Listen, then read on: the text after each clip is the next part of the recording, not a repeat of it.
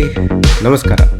Previous day ನಾವು Buckingham palace ಮತ್ತು hide park ಈ ಥರ ಪ್ಲೇಸಸ್ಗಳನ್ನೆಲ್ಲ ವಿಸಿಟ್ ಮಾಡಿದ್ಮೇಲೆ ಇವತ್ತು ಲಂಡನ್ ಐ ಅನ್ನೋ ಒಂದು ಪ್ರಸಿದ್ಧವಾದ ಸ್ಥಳಕ್ಕೆ ವಿಸಿಟ್ ಕೊಡೋಣ ಅಂತ ಅಂದ್ಕೊಂಡ್ವಿ. ಮೆಟ್ರೋಲ್ ಹೋಗೋದಕ್ಕಿಂತ ಬಸ್ಸಲ್ಲಿ ಹೋಗೋದು ಇನ್ನೂ ಸೂಪರ್ ಆಗಿರುತ್ತೆ ಅಂತ ಬಸ್ಸಲ್ಲೇ ಹತ್ತಿದ್ವಿ. ಇಲ್ಲಿರೋ ಬಸ್ಗಳೆಲ್ಲ ಡಬಲ್ ಡೆಕ್ಕರ್ ಬಸ್ಸಸ್. ಸೊ ಮೇಲ್ಗಡೆ ಕೂತ್ಕೊಂಡು ಆರಾಮಕ್ಕೆ ಸಿಟಿಯ ವ್ಯೂಗಳನ್ನು ಎಂಜಾಯ್ ಮಾಡ್ತಾ ಲಂಡನ್ ಐ ತಲುಪಿದ್ವಿ. ಈ ಲಂಡನ್ ಐ ನೋಡೋಕ್ಕೆ ದೊಡ್ಡ ಜೈಂಟ್ ವೀಲ್ ಥರ ಕಾಣುತ್ತೆ, ಬಟ್ ಇದೊಂದು ಕ್ಯಾಂಟಿಲಿವರ್ ಅಬ್ಸರ್ವೇಷನ್ ವೀಲ್. ಇದು 2000 ಇಸ್ವಿಲಿ ಅಂದರೆ 20 ಇಯರ್ಸ್ ಮುಂಚೆ ಇನ್ಸ್ಟಾಲ್ ಮಾಡಿದಂಥದ್ದು.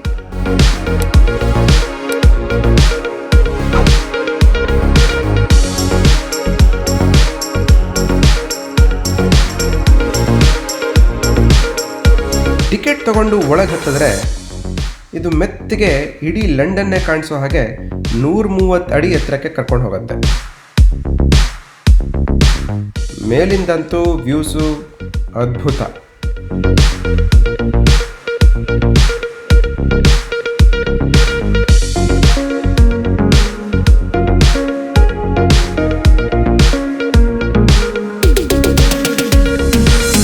ಇದು ಥೇಮ್ಸ್ ನದಿಯ ದಡದಲ್ಲೇ ಅಂದರೆ ಸೌತ್ ಬ್ಯಾಂಕ್ ಅಲ್ಲೇನೇ ಇದೆ.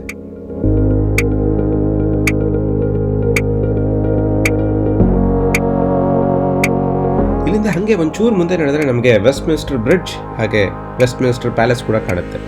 ಈ ವೆಸ್ಟ್ಮಿನ್ಸ್ಟರ್ ಬ್ರಿಡ್ಜ್ ಇದೆಯಲ್ಲ, ಇದ್ರ ಮೇಲೆ ನಡ್ಕೊಂಡು ಹೋದರೆ ಒಂದು ಮಜಾನೇ ಬೇರೆ. ಆ ವೆಸ್ಟ್ಮಿನ್ಸ್ಟರ್ ಬ್ರಿಡ್ಜ್ ಮೇಲೆ ನಡ್ಕೊಂಡು ಹೋದಾಗ ನಮಗೆ ಒಂದು ಕಡೆಗೆ ವೆಸ್ಟ್ಮಿನ್ಸ್ಟರ್ ಪ್ಯಾಲೇಸ್ ಕಾಣುತ್ತೆ, ಇನ್ನೊಂದು ಕಡೆಗೆ ಲಂಡನ್ ಐ ಕಾಣುತ್ತೆ.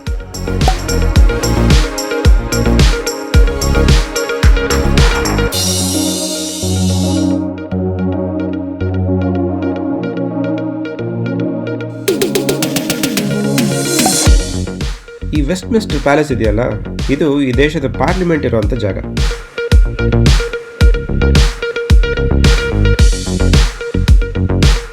ಈ ವೆಸ್ಟ್ಮಿನ್ಸ್ಟರ್ ಪ್ಯಾಲೇಸು ಥೇಮ್ಸ್ ನದಿಯ ನಾರ್ತ್ ಬ್ಯಾಂಕಿಗೆ ಬರುತ್ತೆ.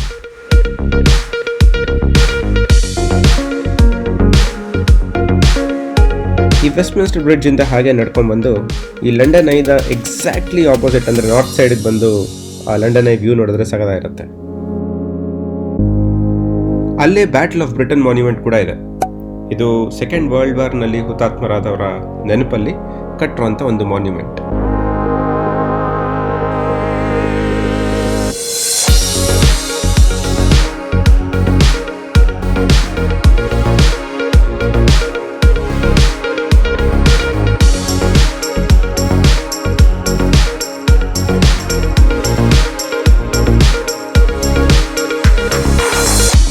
ಅದರ ಎದುರಿಗೇನೆ ವಿಕ್ಟೋರಿಯಾ ಎಂಬಾರ್ಕ್ಮೆಂಟ್ ಗಾರ್ಡನ್ಸ್ ಕೂಡ ಇದೆ. ಅದರಲ್ಲಿ ಒಂದಷ್ಟು ಸ್ಟ್ಯಾಚ್ಯೂಸ್ ಹಾಗೆ ಮಾನ್ಯುಮೆಂಟ್ಸ್ ಕೂಡ ನಾವು ನೋಡ್ಬೋದು.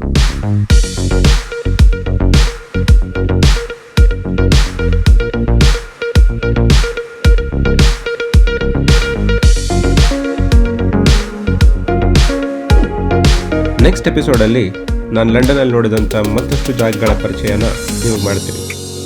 ಅಲ್ಲಿವರೆಗೂ see you, thank you, bye bye.